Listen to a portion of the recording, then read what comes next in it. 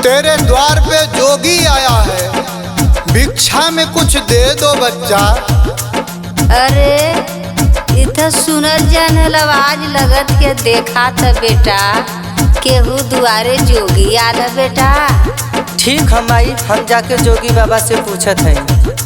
हाँ बेटा, लगत था कि तोहरे बाबूजी का आवाज है बेटा। जाके पूछा बेटा कि के हुआ, अब कैसे जोगी बन गई ना बेटा। ठीक हम आई। बाबा, हम आपसे जानल चाहत है कि आप जोगी काहे खातिर बन गईनी। ठीक है बेटा, हम तोहके जरूर बताई, लेकिन हमके तोहरे माता जी के हाथ से एगो लुगरी चाहिए। ठीक है बाबा। तो जनला चाहत हुआ बेटा, तला सुना। जोगवा रमाइले सरंगिया, घूमिले बाबू सारी नगरी।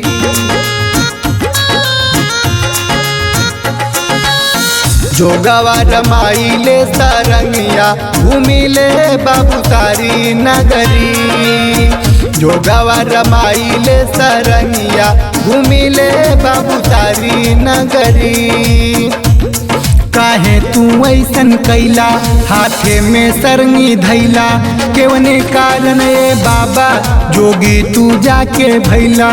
बताई ना बाबा, समझाई ना।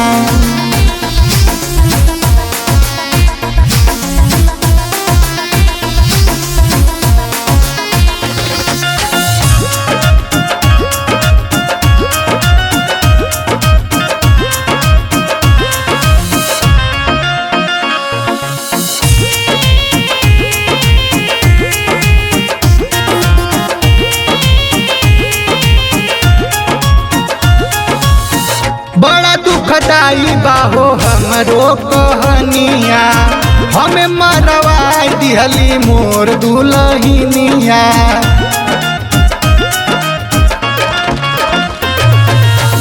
बड़ा दुखदाई बाहो हमरो कहनिया, हमें मरवा दिहली मोर दुल्हनिया। कैले छल साथे मोर संगिया, कैले छल साथे मोर संगिया। लगवले मिली हमें फसरी। जोगवा रमाइले सरंगिया, घूमिले बाबू सारी नगरी। बड़ा दुखदाई बाटे तोहरो कहनिया, ये बाबा सुनी अखिया से। गिरताटे पनिया, ये बाबा सुनी अखिया से।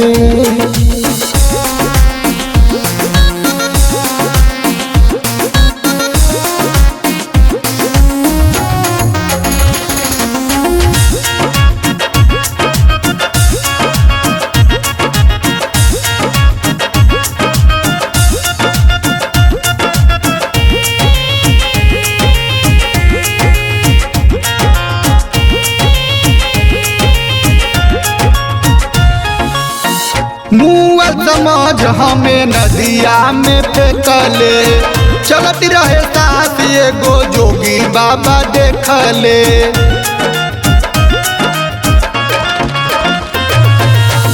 मुआ समझ हमें नदिया में फेंकले, चलत रहे साथ एगो जोगी बाबा देखले। धई के उ खींची हमार टंगिया,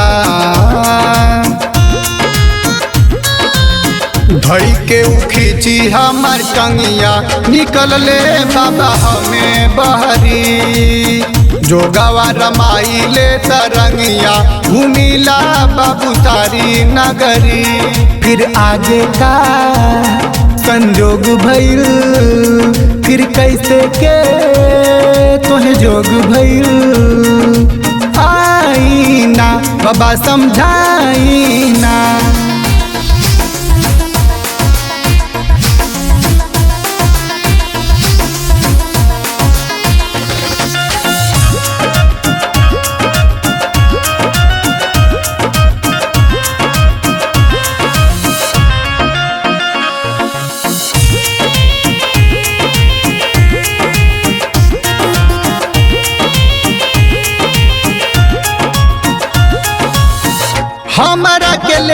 गईले बाबा अपना मठ पर, चेला बनाई लिहले हमारे उहट पर।